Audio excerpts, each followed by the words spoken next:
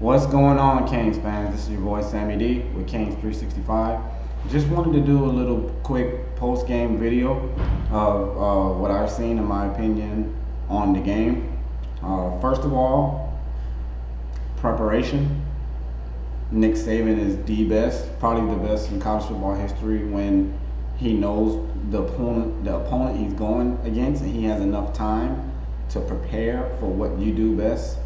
And that's why their record is so good. His record personally is very good in his first games.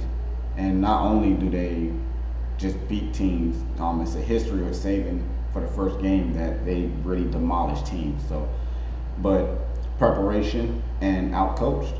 I mean, Bama has, including Saban, three former NFL head coaches. I believe Doug Marrone is the O-line coach. He used to coach the Bills.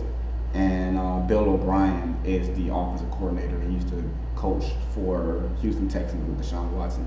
So we were out coached, out prepared, and but the main thing, and a lot of people are saying, Manny, the main thing to me is pretty much the trenches. I think we really lost the battle in the trenches, and Alabama recruits well every year.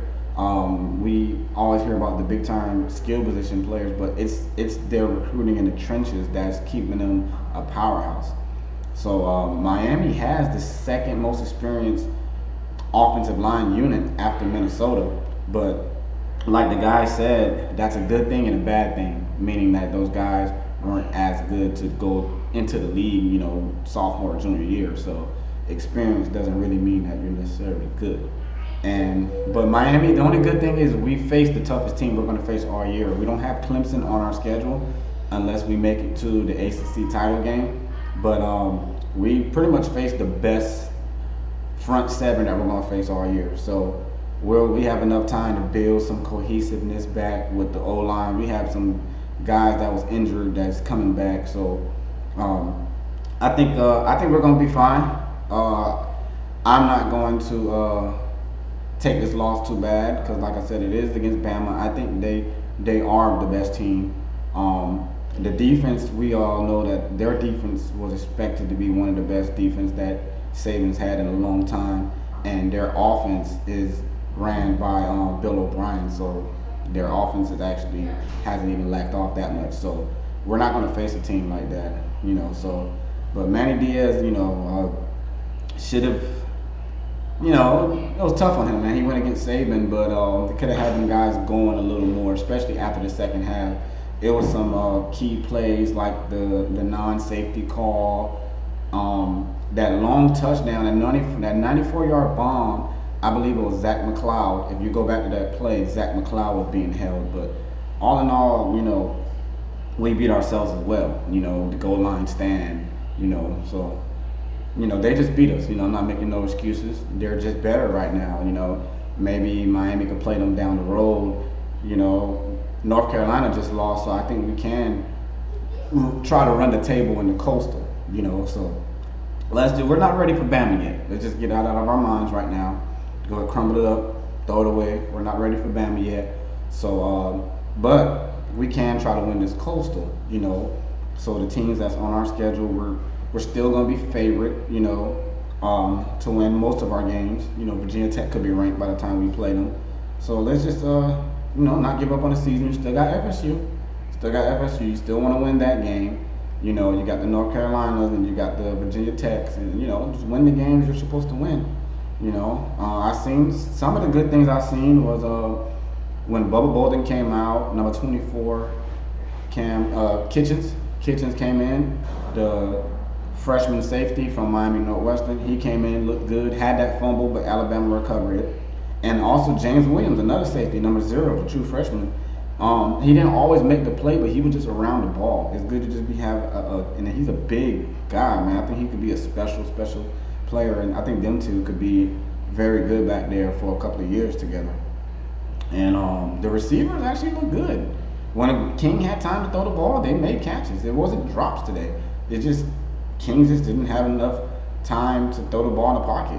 If you watch the game instead of just looking at the score or stats, then you would know that it wasn't just, King didn't have a horrible game. He hadn't forced some throws. That's why the interceptions came off tip balls and stuff. But what can you do when you're down 30 something points? So, you know, but this game is hard to critique because we went against the best. It wasn't like we got blown out by Tulane, even though Tulane played good today, but they're not on Bama's level, so it's not like we got blown out by a team like that. It was against the best team, so hey, hard pill to swallow, but it wasn't a conference loss, so the season's not done yet.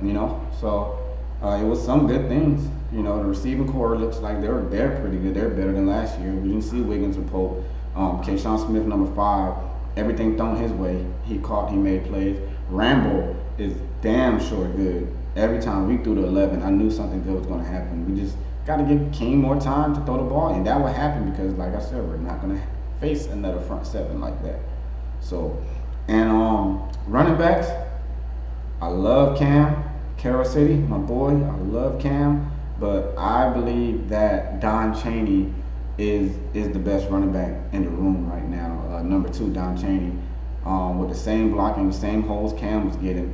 Chaney was just finding it, man. I think his lateral quickness. I think he's just a better back. So we'll see how Manning plays that right there. If you go back and watch the film, you'll see that Chaney made the best of his opportunities. So it was a bad loss. ABC, prime time. I know a lot of people tuned in. It's 2 major brands, Miami, Alabama. So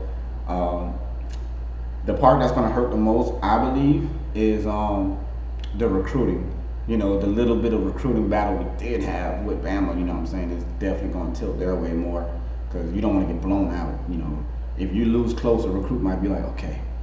And we need some DNs, man. So there's some top DNs in the nation. Miami know how to get you in the first round. So we got some guys that we're looking at, because we had no pressure at all, man. But then again, you're going against guys like Evan Neal, top 5 offensive lineman in the draft, and you're going up against Will Anderson, outside linebacker / DN, which is going to be another top 5 pick. So he pretty much dominated our O-line. So overall, man, I think you don't even watch this film. You just throw it away and get the guys refocused, get ready for, I believe it's Appalachian State.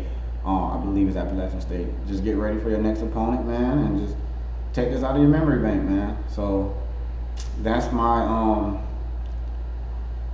opinion of the game. So I'm definitely not losing hope. We still got the Coastal. So let's just try to win the Coastal and at least get in the ACC Championship and then make that competitive and see where we go from there and just build off of that. So I appreciate you guys for watching this video, and I hope you subscribe at the link below. And hey, I know it's rough, Canes fans, but I'm still gonna rep, and it's still all about the U, baby.